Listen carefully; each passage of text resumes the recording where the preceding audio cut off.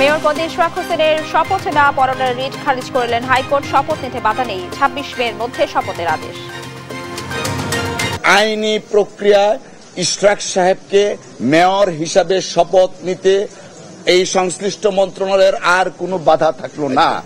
ইশরাকের পক্ষে রিটের আদেশ আসার কাকরাইলে অবস্থানকারী সমর্থকদের উচ্ছ্বাস, দ্রুত শপথ পড়ানোর দাবি। এখানে আমাদের তো এটা রিট কোর্টে থেকে আমাদের পাস করাই, এটা তো আমরা ন্যায্যটা পাইছি। তার ন্যায্য অধিকার যে ফিরে পেয়েছে, এজন্য আমরা দেশবাসী, ঢাকাবাসী গর্বিত। ঢাবি শিক্ষার্থী সাম্য হত্যার বিচারের দাবিতে ফের শাহবাগ এলাকা অবরোধ, ছাত্রদলের বন্ধ যান চলাচল, ভোগান্তিতে নগরবাসী। ঈদুল আজহা ঘিরে দ্বিতীয় দিনের মতো অনলাইনে বিক্রি হচ্ছে ট্রেনের অগ্রিম টিকিট। আজ দেয়া হচ্ছে ১ জুনের টিকিট। লিকলিকে গরু ১ মাসেই মোটা তাজা, কোরবানি ঘিরে স্টেরয়েডের যথেষ্ট ব্যবহার, জনস্বাস্থ্য বিবেচনার আইনি ব্যবস্থা আহ্বান। গাজা ইসরায়েলি বর্বরতায় ২৪ ঘন্টায় আরো ৯৩ ফিলিস্তিনি হত্যা, বন্দুকধারীর গুলিতে ওয়াশিংটন ডিসিতে ২ ইসরায়েলি কূটনীতিক নিহত। এবং আরব আমিরাতের সঙ্গে তৃতীয় টি-20 ম্যাচে হেরে ২-১ সিরিজ খোয়ালো টাইগাররা, বাংলাদেশকে লজ্জায় ডুবালো লিটন দাসরা।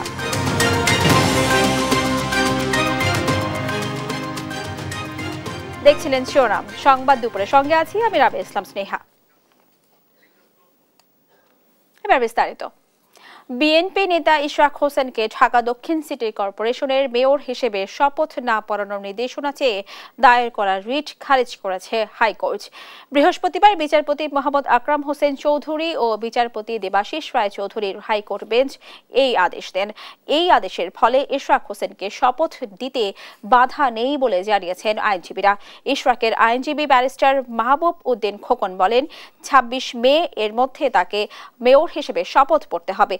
শপথ পড়ানো না হলে সেটা আদালত অবমাননা হবে।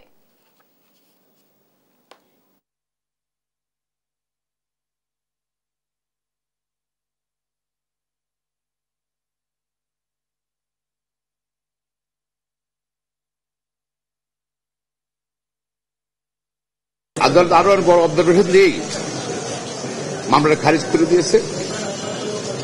ফলে ইশরাকের ২৬ তারিখের মধ্যে শপথ দিতে হবে। শপথ যদি না দেওয়া হয়, যেহেতু ট্রাইব্যুনাল একটি আদালত, হাই কোর্ট অব দ্য কান্ট্রিতে চেষ্টা করছিল একটা মহল শপথকে বন্ধ করার জন্য, সেটা ব্যর্থ হয়েছে। আর যদি না শপথ না দেওয়া হয়, সেটা আদালত অবমাননা হবে। এই নিয়ে আরো জানাতে হাইকোর্টের প্রাঙ্গণ থেকে যুক্ত হচ্ছেন সহকর্মী সাবরিনা মজুমদার। সাবরিনা, আপনি নিশ্চয়ই শুনতে পাচ্ছেন। সাবরিনা, আদেশের বিস্তারিত আমাদেরকে জানাবেন।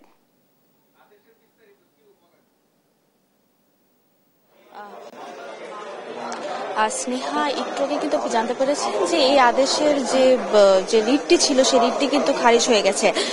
একটি যেটি বিষয় যেটি জানিয়ে দিতে চাই, সেটি হচ্ছে যে এই আদেশে যে 2 দিনের যে এই যে শুনানি, এই শুনানিতে কিন্তু বারবারই এই কথাটি আসছিলেন যে ইশরাক হোসেনের পক্ষের আইনজীবী ব্যারিস্টার মাহবুব উদ্দিন খোকন এবং কায়সার কামাল থেকে, যে এই রিটটি হচ্ছে জনস্বার্থে করা হয়েছে। তো আজকে যে আদেশ দেওয়ার সময় বিচারপতিরা যারা আছেন তারা কিন্তু এটিই বলেছেন যে এটি কিন্তু আসলে জনস্বার্থে এই রিটটি খারিজ হয়ে গেছে। কারণ এই রিটটি আসলে যদি করা হয়, আজকে বিচারপতিরা যেই গ্রাউন্ডে এই রিটটি খারিজ করে দিয়েছেন, সেটি হচ্ছে এটি জনস্বার্থে করা হয়েছে এবং সেই সাথে এই যে নির্বাচনী ট্রাইব্যুনালের যে রায়টি আছে, সেই রায়টি আসলে আপিল করার এখতিয়ার আছে শুধুমাত্র বিবাদী পক্ষের, অর্থাৎ নির্বাচন কমিশনের অথবা আইন মন্ত্রণালয়। এবং সেখানে আসলে তৃতীয় পক্ষ অর্থাৎ যে রিটকারী, সে তাদের কোনো এখতিয়ার নেই এই রিটটি করার। আদালতে এই বিষয়ে এটি বলে রিটটি খারিজ করে দেওয়া হয়েছে। এবং এরপরে ইশরাক হোসেনের আইনজীবীরা যারা আছেন তারা কিন্তু এখানে কথা বলেছে সাংবাদিকদের সাথে, এবং তারা যেটি বলেছেন যে এখন কিন্তু আসলে আর কোনো শপথ নিতে বাধা নেই ইশরাক হোসেনের, এবং এটি যদি শপথ তার বাধা হয়, তাহলে কিন্তু তারা আদালত অবমাননার অভিযোগ আনবেন। তারা যেটি জানিয়েছেন যে এখন রিটটি খারিজ হয়ে যাওয়ার পর, এবং তারা এটিও বলেছেন যে এটি কিন্তু আসলে জনস্বার্থে রিট হয়েছে, এবং সেই এটি বারবার তারা বলে এসেছেন, এবং তারা কালকেও যেটি বলেছেন, এবং এখানেই কিন্তু আসলে এই আদেশটি রিটটি খারিজ হয়ে যায়। এবং পরবর্তীতে তারা ব্যারিস্টার কায়সার কামাল যেটি বলেছেন যে এই যে স্থানীয় সরকার মন্ত্রণালয়ের যে উপদেষ্টা তিনি হচ্ছে কোন রাজনৈতিক উদ্দেশ্য হাসিলের জন্য হচ্ছে এই শপথ না পড়ার হচ্ছে বাধা দিয়েছে, সেটি হচ্ছে তারা অভিযোগ করেন। এবং পরবর্তীতে আসলে রিটকারী আইনজীবীর সাথে আমরা কথা বলি, রিটকারী আইনজীবী যেটি বলেছেন যে এই যে খারিজ হলো তার বিরুদ্ধে তারা হচ্ছে আপিল করার ঘোষণা দেন এবং এখন পর্যন্ত ঘোষণা দিয়েছেন। তবে তারা বলেছেন যে তারা হচ্ছে তাদের ক্লায়েন্টের সাথে কথা বলবেন, ক্লায়েন্টের সাথে কথা বলার পর যদি আজকে আপিল করা যায় তাহলে তারা আজকেই আপিল করবেন এবং যদি আজকে না করা যায় তাহলে হয়তো বা তারা রবিবার দিন হচ্ছে আপিল করবেন। তো এখন পর্যন্ত এই ছিল সর্বশেষ খবর ইশরাক হোসেনের উচ্চ আদালতে শপথ না পড়ানোর নির্দেশনা চেয়ে রিট খারিজের বিষয়। সাবরিনা, আপনাকে ধন্যবাদ। দর্শক, শুনছিলাম ইশরাক হোসেনের রিট খারিজের আদেশের সর্বশেষ খবরাখবর। ইশরাক হোসেনকে ঢাকা দক্ষিণ সিটি কর্পোরেশনের মেয়র হিসেবে শপথ পড়ানোর হাইকোর্টের আদেশে উচ্ছ্বসিত ইশরাক সমর্থকরা। রায়ের পর কাকরাইলে অবস্থানকারী সমর্থকরা উচ্ছ্বাস প্রকাশ করেন।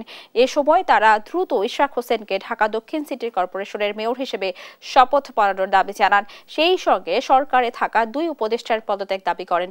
এর আগে বৃহস্পতিবার সকালে রাজধানীর কাকরাইল মসজিদের সামনের মোড়ে অবস্থান নেয় ইশরাক সমর্থক সহ বিএনপি এবং এর অঙ্গ সংগঠনের নেতাকর্মীরা।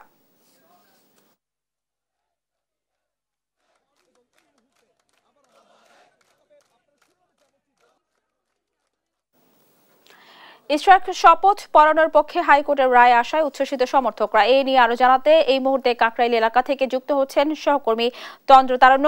তন্দ্রা, হাইকোর্টের আদেশে নেতাকর্মীরা কি বলছেন, তাদের প্রতিক্রিয়া কি আমাদেরকে জানাবেন?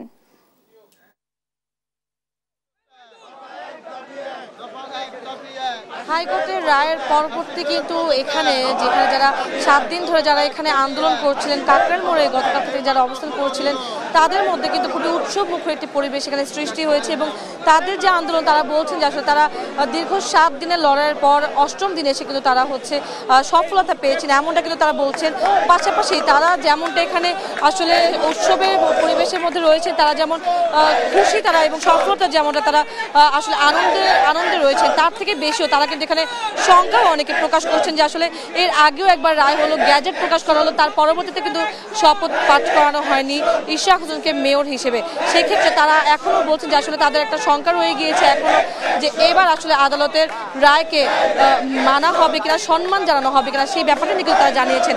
পাশাপাশি তারা কিন্তু এটিও বলছেন যে আসলে তারা এখন তারা কিন্তু কিছুটা তারা আসলে তাদের স্বস্তিতে তারা ফিরেছেন, যে আসলে তাদের যাদের যে দাবি ছিল সেই দাবি তাদের পূরণ হয়েছে। তবে তারা যেটি বলছেন যে তাদের আরও একটি দাবি যেটি রয়েছে সেটি যেন খুব দ্রুত সময়ের মধ্যে মেনে নেওয়া হয় এবং তারা কিন্তু এখন সেই জন্য বলছে তারা আসলে আন্দোলন চালু রাখবেন বা আন্দোলন জারি রাখবেন। আমি কয়েকজনের সাথে কথা বলছি, তারা বলছেন যে আসলে ইশরাক হোসেনকে মেয়র হিসেবে শপথ এখন পাঠ করা হবে, এই নিয়ে যেমন তাদের উল্লাস রয়েছে, ঠিক তেমনি তাদের এখন পর্যন্ত তারা এখানে অবস্থান করবে কিনা সেটি তারা আসলে জানিয়েছেন যে যদি উপদেষ্টা হিসেবে আসিফ মাহমুদকে পদত্যাগ না করানো হয় সেক্ষেত্রে তাদের যে আন্দোলন এটি চলবে। যদিও এটি এখন পর্যন্ত ঘোষিত নয়, এখনো তাদের থেকে নির্দিষ্ট কোনো কর্মসূচির কথা এখনো জানানো হয়নি। তবে এখানে বিএনপি নেতাকর্মী যারা রয়েছেন তারা কিন্তু এখনো বলছেন যে যে কোনো মূল্যেই হোক তারা উপদেষ্টার পদত্যাগ চান এবং আংশিক তারা সফলতা পেয়েছেন ইশরাক হোসেনকে তারা এখন মেয়র হিসেবে তারা পেয়েছেন, নগরবাসী পেয়েছে, এটি তাদের আংশিক সফলতা। তাদের পুরোপুরি সফলতা তখনই আসবে যখন তাদের আরও একটি দাবি যেটি রয়েছে সেটি আসলে পূরণ করা হবে। আমরা একটু চেষ্টা করবো একজনের সাথে একটু কথা বলতে। ভাইয়া, এই যে আজকে যে আদালতের রায় হলো এবং এখন মেয়র হিসেবে ইশরাক হোসেনকে শপথ পাঠ করানো হবে, আসলে কেমন লাগছে, আপনাদের প্রতিক্রিয়াটা কি? জি, আবার বুঝতে পারেন।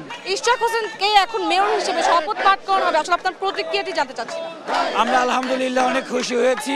ইশরাক ভাই শপথ পড়াবে, যতক্ষণ ইশরাক ভাইকে শপথ পড়ানো না হবে ততক্ষণ আমরা রাজপথে থাকবো ইনশাআল্লাহ।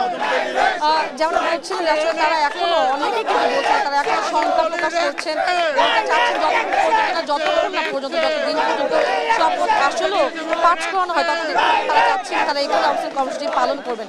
তো এই ছিল আমার কাছে কাকরাইল মোড় থেকে সর্বশেষ। তন্দ্রা, আপনাকে ধন্যবাদ। দর্শক, কাকরাইল থেকে ইশরাক সমর্থকদের উচ্ছ্বাস এবং প্রতিক্রিয়া সম্পর্কে জানাচ্ছিলেন আমাদের সহকর্মী। অল্পদিনের ব্যবধানে ছাত্রদলের 2 নেতাকর্মীকে হত্যা এবং ঢাকা বিশ্ববিদ্যালয়ের ছাত্র ও ছাত্রদল নেতা শাহরিয়ার আলম সাম্য হত্যার প্রকৃত আসামিদের দ্রুত গ্রেফতার এবং বিচারের দাবিতে সকাল থেকে বিকেল 5টা পর্যন্ত শাহবাগ ও ইন্টারকন্টিনেন্টাল এলাকায় অবরোধ কর্মসূচি ঘোষণা করেছে ছাত্রদলের কেন্দ্রীয় নির্বাহী সংসদ। বৃহস্পতিবার সকাল থেকে শাহবাগ মোড়ে অবস্থান নেয় ছাত্রদলের নেতাকর্মীরা। পূর্ব নির্ধারিত সময় অনুযায়ী সকাল 10:30 থেকে অবরোধ কর্মসূচি শুরু করে ছাত্রদল। এতে বন্ধ হয়ে যায় যান চলাচল, সৃষ্টি হয় তীব্র যানজটের।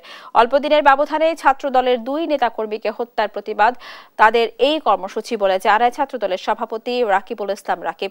এ সময় আইনশৃঙ্খলা বাহিনীর কার্যক্রম নিয়ে শঙ্কা প্রকাশ করেন তিনি।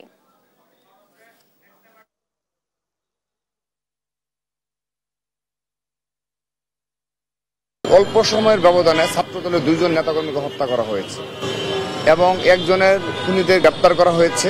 বিচার চলমান, আমরা তাদের খোঁজ রাখছি। তারা আমাদের বলেছে যে বিচার পুনঃ করার চেষ্টা করছে তারা, যদিও দ্রুততম সময় করছে না, তারপর আমরা আশ্বস্ত। বাট সাম্য হত্যার যে বিচার, সেই বিচার কিন্তু আমরা পাচ্ছি না এবং আজকের দিন পর্যন্ত যারা মূল ঘাতক, যারা খুনি, তাদেরকে গ্রেপ্তার করতে পারেনি।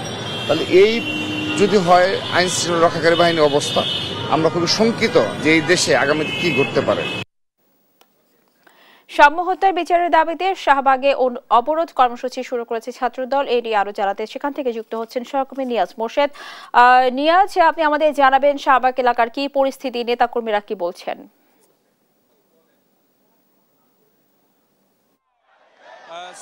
এই মুহূর্তে আসলে শাহবাগ মোড় কিন্তু অবরোধ করা রয়েছে এবং এটি কিন্তু ঠিক আজকে সকাল 10টা নাগাদ কিন্তু অবরোধ করার কথা থাকলেও বৃষ্টির কারণে কিন্তু ঠিক এটি পিছিয়ে 10:40 নাগাদ কিন্তু ছাত্রদলের যারা নেতাকর্মী রয়েছে তারা কিন্তু সাম্য হত্যার বিচারের দাবিতে কিন্তু এখানে তারা অবরোধ করে রেখেছে এবং আমরা দেখতে পাচ্ছি যে আসলে চারদিকে যে যান চলাচল এই অবরোধের কারণে কিন্তু ইতিমধ্যে বন্ধ হয়ে রয়েছে এবং আসলে আপনার এলিফ্যান্ট রোড থেকে যেসব যান চলাচল আসার কথা ছিল তারা কিন্তু আসলে এখানে আসতে পারেনি। সেই সাথে আপনার কাকরাইল মোড়ে যেসব যান চলাচল শাহবাগ মোড় হয়ে যাওয়ার কথা তারাও কিন্তু আসলে কোনোভাবেই চলাচল করতে পারতেছে না। আমরা যদি একটু কথা বলি একজন ছাত্রদল নেতার সাথে, যে আসলে তাদের এই অবরোধটা আসলে কতদিন পর্যন্ত চলবে এবং আসলে তাদের দাবি কি, আমরা যদি একটু কথা বলি যে আসলে এই অবরোধ আপনাদের কতদিন চলবে এবং আসলে আপনাদের দাবির প্রেক্ষিতে আপনারা এই কি দাবি নিয়ে আসলে আজকে আসছেন? গেল কয়েকদিন যাবতই এই দাবি নিয়ে আসেন, কিন্তু আসলে এটা মানে আপনার ফলপ্রসূ কোনো আসলে সরকারের পক্ষ থেকে কোনো আশ্বাস পেয়েছেন কিনা? দাবি তো খুবই স্পষ্ট। ঢাকা বিশ্ববিদ্যালয়ের একজন সাধারণ শিক্ষার্থী, রেগুলার শিক্ষার্থী এবং ছাত্রদলের নেতা, তাকে নির্মমভাবে তার নিজ ক্যাম্পাসে হত্যা করা হয়েছে। সেই হত্যাকাণ্ডের পরে আজকে 9 দিন পার হয়ে যাওয়ার পরেও প্রশাসনের কেউ কিছু জানে না, ঢাকা বিশ্ববিদ্যালয়ের কর্তৃপক্ষ কেউ কিছু জানে না। এর চেয়েও উদ্বেগজনক, হতাশাজনক ঘটনা 5ই আগস্ট পরবর্তী বাংলাদেশে আর দ্বিতীয়টি হতে পারে না। এবং এই হত্যাকাণ্ডের পরে আমরা দেখেছি ঢাকা বিশ্ববিদ্যালয়ের প্রশাসন, ভিসি প্রক্টর, ওনারা এই হত্যাকাণ্ডকে একটি রাজনৈতিক মোটিভ দেওয়ার জন্য যে অপচেষ্টা করেছেন সেটা অত্যন্ত দুঃখজনক এবং উদ্বেগজনক। ঢাকা বিশ্ববিদ্যালয়ের ভিসি হিসেবে ঢাকা বিশ্ববিদ্যালয়ের একজন সাধারণ শিক্ষার্থীকে তার সন্তান তুল্য মনে করে এই হত্যাকাণ্ডের বিচারের দাবিতে তাদেরও সোচ্চার হওয়ার কথা ছিল, কিন্তু আমরা প্রচন্ড রকম হতাশ হয়েছি তাদের আচরণে, যে তারা শুধুমাত্র দায় সারা বক্তব্য দিয়ে সাম্য হত্যাকাণ্ডের বিচার থেকে অনেক দূরে রয়েছেন। এবং যে 3-4 জনকে গ্রেপ্তার করা হয়েছে তারা আসলে কারা, তারা এই হত্যাকাণ্ডের সাথে আদৌ জড়িত কিনা সেটা আমরা জানি না এবং আমাদেরকে বিশ্ববিদ্যালয়ের শিক্ষার্থীদেরকে জানানো হয় না। আমাদের বক্তব্য খুবই স্পষ্ট, সাম্য জুলাইয়ের প্রথম সারির যোদ্ধা, সাম্য হত্যার বিচার নিশ্চিত না করে আমরা রাজপথ থেকে ঘরে ফিরবো না ইনশাআল্লাহ।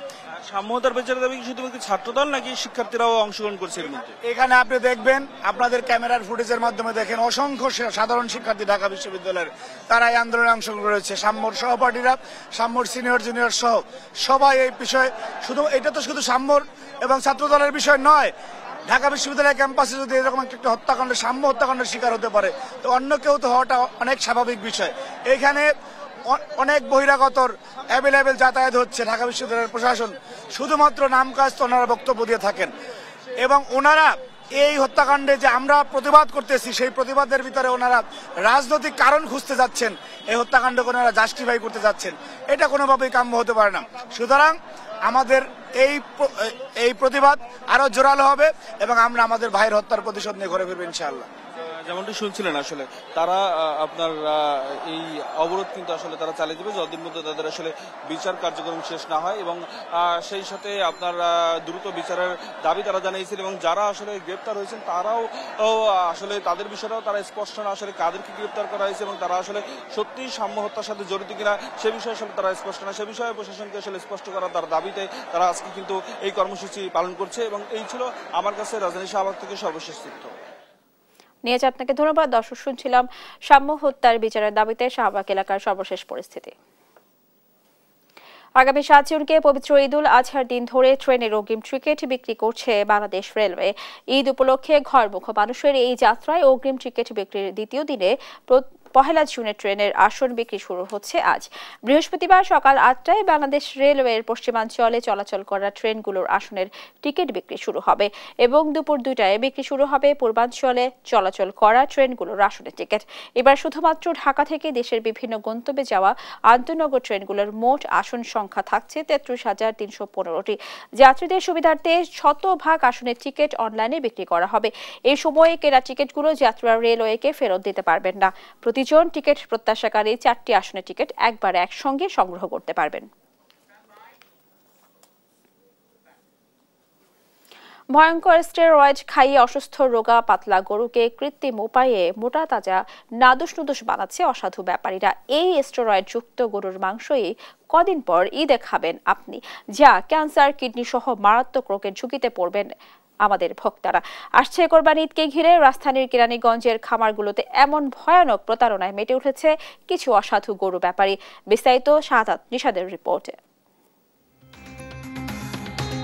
ঈদুল আজহায় কোরবানির পশুর হাটে সারি সারি সাজানো থাকে নানা রং ও ঢঙের ফুটফুটে নাদুস নুদুস গরু। গরুর এমন ফুটফুটে তাজা চেহারার রহস্য কি অনুসন্ধান করতে রাজধানীর পাশে কেরানীগঞ্জে মেলে রহস্য। গরুকে স্টেরয়েড ইঞ্জেকশন দিতে ব্যস্ত এই খামারি। কেরানীগঞ্জের এই খামারে কোরবানির হাটে বেচতে এভাবেই শুকনো রোগা পাতলা গরুকে 1 মাসেই কৃত্রিম উপায়ে স্টেরয়েড ইঞ্জেকশন দিয়ে মোটা ফুটফুটে বানাচ্ছে খামারি।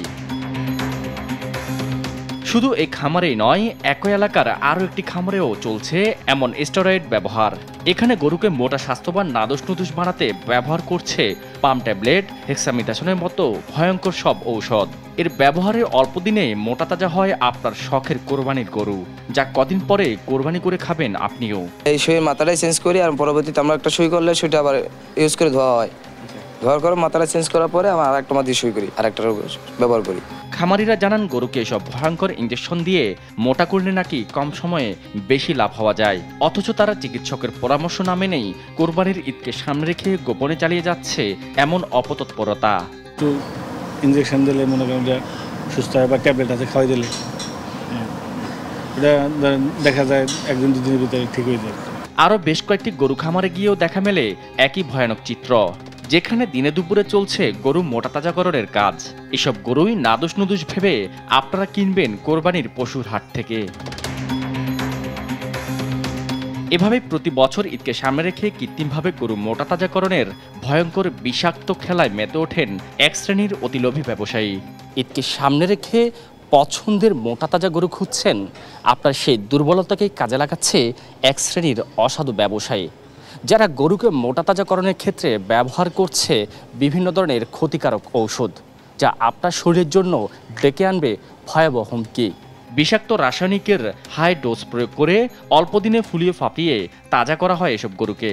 আর এই গরুর মাংস খেলে ক্যান্সার, লিভার, কিডনি, হৃদযন্ত্র ও মস্তিষ্ক ক্ষতিগ্রস্ত সহ মারাত্মক রোগে আক্রান্ত হওয়ার শঙ্কা রয়েছে।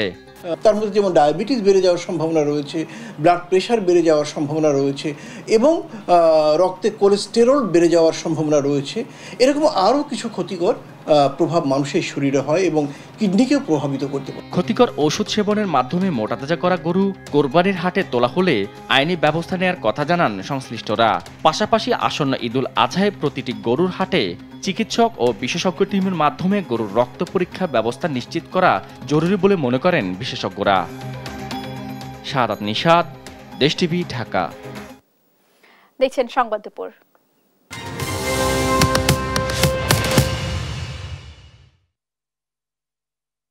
বৃষ্টি ও পাহাড়ি ঢলে মৌলভীবাজারের ও জামালপুরের দেওয়ানগঞ্জে ঝিঞ্চিরাম নদীর পানি বাড়ছে। এদিকে মৌসুমী বৃষ্টিতে গাজীপুরে জলাবদ্ধতা সৃষ্টি হয়েছে। মৌলভীবাজারের নদ নদীর পানি বাড়ছে। জুরা নদীর পানি বিপদসীমার ৬২ সেন্টিমিটার উপর দিয়ে প্রবাহিত হচ্ছে। বৃষ্টি ও পাহাড়ি ঢল অব্যাহত থাকলে বন্যার আশঙ্কা করছেন পানি উন্নয়ন বোর্ড। জামালপুরের দেওয়ানগঞ্জে ঝিঞ্জিরাম নদীর পানি বিপদসীমার ৫৫ সেন্টিমিটার উপর দিয়ে প্রবাহিত হচ্ছে। পানি ঢুকছে নিচু এলাকায়, পাশাপাশি ভাঙন দেখা দিয়েছে বিভিন্ন স্থানে। এদিকে গাজীপুরের জয়দেবপুর চৌরাস্তাতে মৌসুমী বৃষ্টিতে দেখা দিয়েছে তীব্র জলাবদ্ধতা।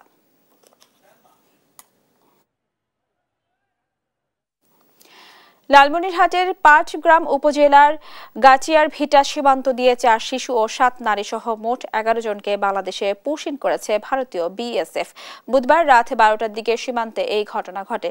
বিজিবির ধবলরশি ক্যাম্পের কমান্ডার ঘটনার সত্যতা নিশ্চিত করেছেন। ভারতীয় বিএসএফ ও পুলিশ কাঁটাতারের গেট খুলে তাদের বাংলাদেশ পাঠায়। স্থানীয়রা তাদের আটক করে বিজিবিকে খবর দেয়। পরে বিজিবি তাদের থানায় হস্তান্তর করে। স্থানীয়দের দাবি, ওই রাতে আরো অনেকে পুশিন করা হয়েছিল, যাদের কিছুদিন পালাতে সক্ষম হন। পুলিশ জানিয়েছে আটককৃতদের বিরুদ্ধে আইনি প্রক্রিয়া চলছে। ঠাকুরগাঁওয়ে হিমাগারে সংরক্ষণ করতে না পারায় পচন ধরে নষ্ট হচ্ছে আলু। বস্তায় ভরে ফেলা হচ্ছে পুকুর ডোবা সহ সড়কের দুই পাশে। এতে ব্যাপক লোকসানের মুখে পড়েছেন কৃষক। এদিকে মুন্সিগঞ্জে চাহিদা না থাকায় আলু বিক্রিতে উৎপাদন খরচও উঠছে না কৃষকদের। বাড়তি ভাড়া আর লম্বা সিরিয়ালে হিমাগারে সংরক্ষণেও বিড়ম্বনায় পড়ছেন তারা। কৃষি বিভাগ দেশীয় পদ্ধতিতে সংরক্ষণের পরামর্শ দিলেও আলু রপ্তানিতে সরকারি উদ্যোগ নেওয়ার দাবি কৃষকের। সহকর্মীদের পাঠানো তথ্যচিত্রে টুম্বা আফরোজের রিপোর্ট। ঠাকুরগাঁওয়ে এবছর চাহিদার তুলনায় বেশি আলু উৎপাদন করে বিপাকে পড়েছেন কৃষক। হিমাগারে জায়গা সংকুলান না হওয়ায় স্থানীয় পদ্ধতিতে আলু সংরক্ষণ করতে গিয়ে পচন ধরেছে আলুতে। বস্তায় ভরে ফেলা হচ্ছে পুকুর ডোবাসহ পাকা সড়কের দুই পাশে। কষ্টের ফসল নষ্ট হওয়ায় ব্যাপক লোকসানের মুখে পড়েছেন এ অঞ্চলের কৃষক। সরকারি সহায়তা ও হিমাগার বাড়ানোর দাবি করছেন তারা। সরকার বাজারে দেখা যাচ্ছে যে আলুর দাম খুব কম, হিমাগারে রাখবো সংগ্রহ করে, সেটাও পারিনি। হিমাগারও নিচ্ছে না, ওখানে বুকিং আগে হয়ে গেছে।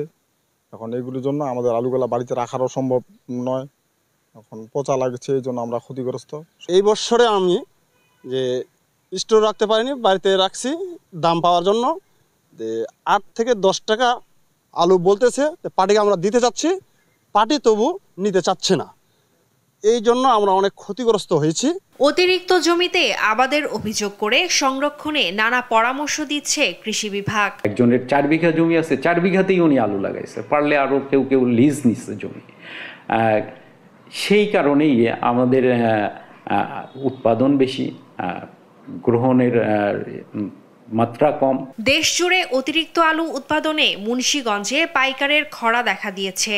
আবার সংরক্ষণের জন্য হিমাগারেও জায়গা মিলছে না। সরকার যে কোনো একটা পদক্ষেপ নিলে কৃষক মুক্তি পাবে, না হয় কৃষক একবারে আলুর ফলন ছেড়ে দিতে হবে। এখন কাস্টমারই নাই। কোল্ড স্টোরে এখন মনে করেন যাদের কোড়া আছে তারা আলু সুন্দর মতন থুইতে আছে, আর যাদের কোড়া নাই তারা উড়াউড়ি পারাপারি করতে আছে। এই আর কি। দেশীয় পদ্ধতিতে আলু সংরক্ষণের পরামর্শ দিচ্ছে কৃষি বিভাগ। আর কৃষি গবেষণা ইনস্টিটিউট বলছে আলুর বহুমুখী ব্যবহার চাহিদা বাড়াতে পারে। কৃষকদেরকে পরামর্শ দিচ্ছি তারা যেন বাড়িতেই সংরক্ষণ করার ব্যবস্থা করে। আর যদি বাড়িতে কিছু আলু সংরক্ষণ করতে পারে তাহলে ১-১.৫ মাস পরেই তারা একটু ভালো দাম পাবে। আলুর যে বিকল্প কতগুলি খাবার আছে সেগুলি তাদেরকে জানতে হবে। যেমন আলু থেকে আমরা চিপস হয়, ফ্রেঞ্চ ফ্রাই হয়, আলুর ফ্লেক্স হয়, তারপর আলু থেকে বিভিন্ন মিষ্টি জাতীয় খাবার সেগুলো হয়। সংরক্ষণ এবং রপ্তানিতে যথাযথ উদ্যোগ নিয়ে আলু চাষিদের পাশে থাকবে সরকার, এমন প্রত্যাশা সংশ্লিষ্টদের। টুম্পা আফরোজ, নিউজ ডেস্ক, দেশ টিভি।